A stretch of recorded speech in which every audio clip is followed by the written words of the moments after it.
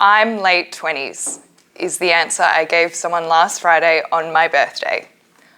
What it really meant was I'm 29 and I'm clinging on to this decade like Alexandra clings onto a tree she's hugging.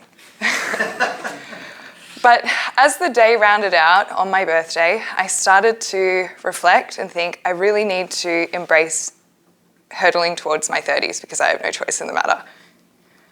As I do that, I thought today I could come and stand before each of you as one of the oldest in the room and impart some wisdom from my 20s with each of you.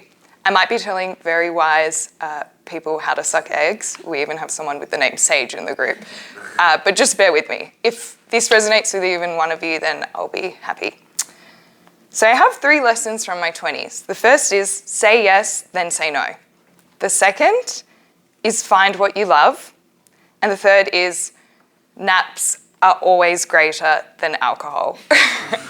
Starting with say yes and then say no, I spent about the first half of my 20s always saying yes to things. And I'm so glad that I did that. Yes, within reason. Yes, within safe bounds. But I encourage you, while you're still in your 20s, say yes to things.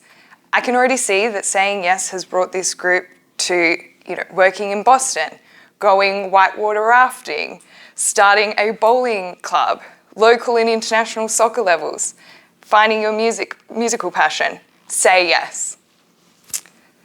Then I learned around mid-20s the power of saying no. Saying no is you establishing your boundaries. Saying no in a respectful way can be the most liberating thing you can learn in your 20s. It might be saying, no, I can't go on this trip because it doesn't match up with my saving goals or my current budget. No, I can't organise another hen's party because I'm studying and working and I don't have the emotional capacity to do it. Or a strategic no of, thank you for offering me to work on this project, but 4 years in, this doesn't really align with my career development goals, and I think I could add a lot of value on this project instead. Second lesson, find what you love. Saying yes and then saying no will help you find what you love. If you can find what you love and translate that into a professional career, you are very, very lucky. Along my very short professional career journey and throughout my 20s, I've had a lot of people say to me, find what you love, translate that into your job. There are 2 barriers that may cloud your judgment into finding what you love and translating that into your career. And I think these particularly affect very ambitious people. The first is money, and the second is prestige. When I reflect on decisions I made in my late teens and 20s, I think I was clouded by both of these factors.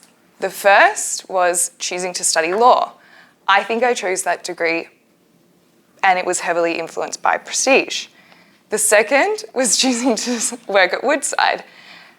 And while I got great experience at Woodside, I think one of my key drivers was money. Neither of these things will bring you happiness, sustaining happiness. There are many studies that show that once you hit a certain income, your baseline happiness, you always return to your baseline happiness. Thereafter, as you get promoted, you may have a happiness spike, but you will return back to your baseline. Prestige is particularly important.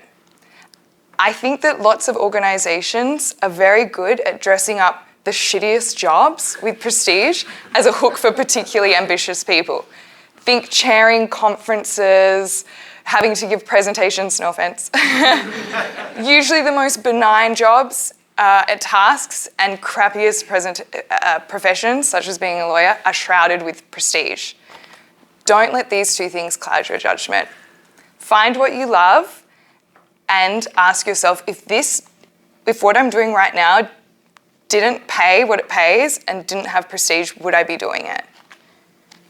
Third, naps are always better than alcohol. This was quite a personal lesson for me, and it was around my relationship with alcohol. As I went through my late 20s and I started to experience anxiety, terrible hangovers, a weird reaction to red wine, which I hold dearly to my heart, I started to question, does alcohol really serve me? is this really serving me, finding what I love, what I want to do in life, saying yes, saying no? And I realized that it was actually kind of incompatible with my life. And I thought about it a little bit more deeply than that. And I thought, do I even really like who I am when I drink? And I know this doesn't apply to everyone in the audience, that we have non-drinkers. So maybe just reflect, is there something in your life right now that you might be doing because it's a cultural practice or there's a societal expectation or peer pressure, and just think, does this actually service me? Is this something that I'm just doing because my friends do it? And think deeply about that. This is not to say I don't drink, I just drink within reason. And I've found I've eliminated saying a lot of silly things and making a lot of silly choices later in my 20s by doing this. Hence why I chose to go take a power nap last Friday instead of going to team drinks. It's not to say I won't have a margarita as much as the next person, I just won't have 10 in a night. I have seen a lot of people go on through their 30s not making this realization, and I've seen them make quite big, significant mistakes in life. So I ask you to question that. So my 3 lessons from my 20s that I impart on each of you today are: say yes and then learn to say no. Find what you love. And thirdly, take a nap.